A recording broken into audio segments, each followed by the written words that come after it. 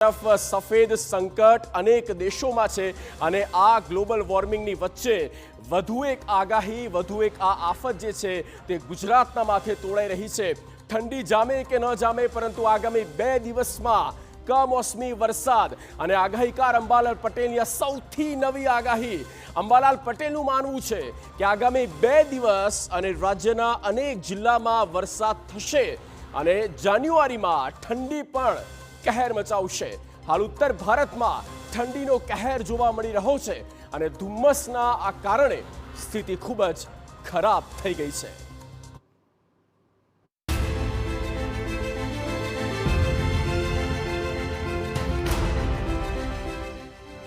દેશમાં ઠંડીનો કહેર।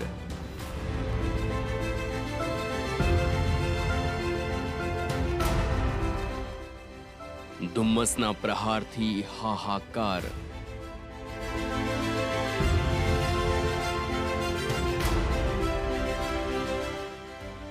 નવા વર્ષ સુધી પડશે ભીષણ ઠંડી।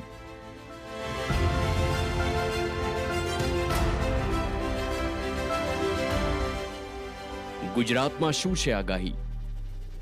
નવા વર્ષમાં ગુજરાત થશે ઠંડુગાર?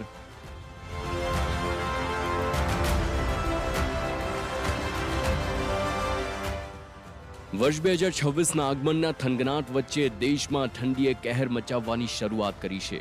છેલ્લા 48 કલાકથી દેશના અલગ અલગ રાજ્યોમાં ઠંડીએ આફત ઊભી કરી છે।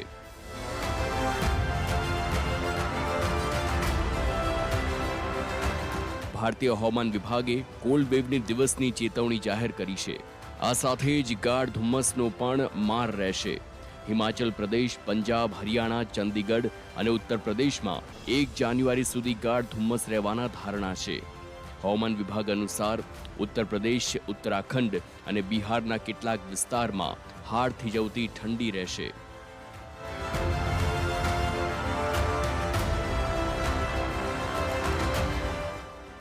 રાજધાની દિલ્હી માટે હવામાન વિભાગે ખૂબ જ ગાઢ ધુમ્મસની ચેતવણી આપી છે।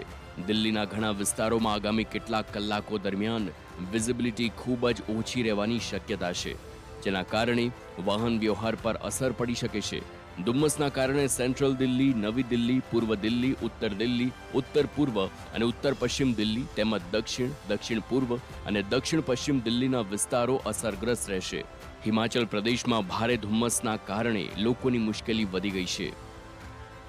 पूरा उत्तर भारत इस वक्त शीतलहर की चपेट में है। अगर हम बात करें पंजाब, हरियाणा और दिल्ली की तरफ की, तो यहाँ पर तमाम जो नेशनल हाईवे हैं वहाँ पर घने कोहरे और ठंड ने काफ़ी मुश्किल आम लोगों की बढ़ा रखी है। मैं इस वक्त चंडीगढ़ मनाली नेशनल हाईवे पर मौजूद हूँ।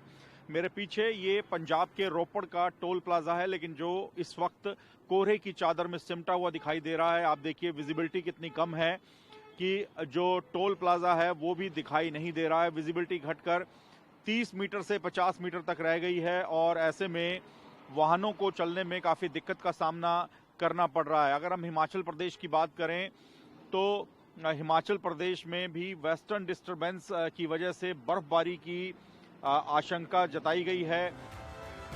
राज्यना वातावरणमां आवशे पलटो।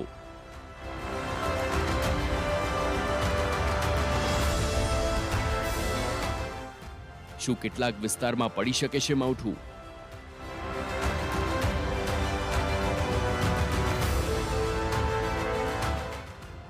હવામાન વિભાગની શું છે આગાહી?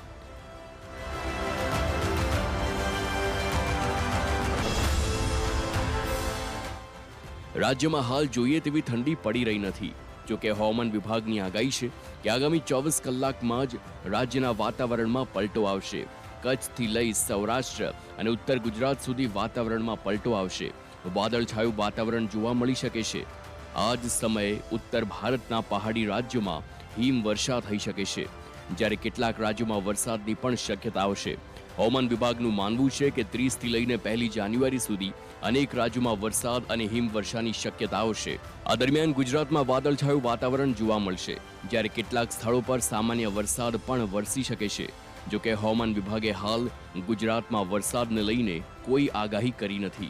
જો કે 2 જાન્યુઆરીએ રાજ્યમાં ઠંડી જરૂર કહેર મચાવી શકે છે। ઉત્તર ભારતમાં હિમવર્ષાની અસર ગુજરાત પર જોવા મળશે અને સમગ્ર ગુજરાતમાં ઠંડી કહેર મચાવશે. જાન્યુઆરીની શરૂઆત જ ગુજરાત માટે ખૂબ જ ઠંડી રહી શકે છે.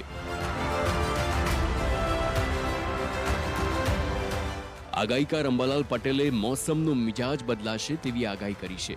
અંબાલાલ પટેલ પ્રમાણે આગામી 48 કલાકમાં ગુજરાતનું વાતાવરણ પલટાશે અને કેટલાક વિસ્તારોમાં વાદળો આવે તેવી શક્યતા છે, જેમાં ઉત્તર ગુજરાતના પાટણ, સમી, હારીજ, પાલનપુર, ડીસા, રાધનપુર આ સહિતના વિસ્તારો છે, તો કચ્છ, સૌરાષ્ટ્રમાં પણ છાંટા પડી શકે છે.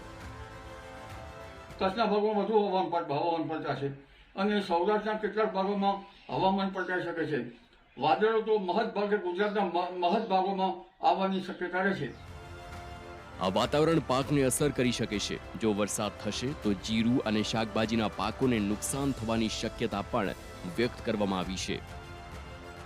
પરંતુ વિષમ હવામાનની વિપરીત અસરના કારણે ઊભા કૃષિ પાકો પર તેની અસર થવાની શક્યતા રહેશે.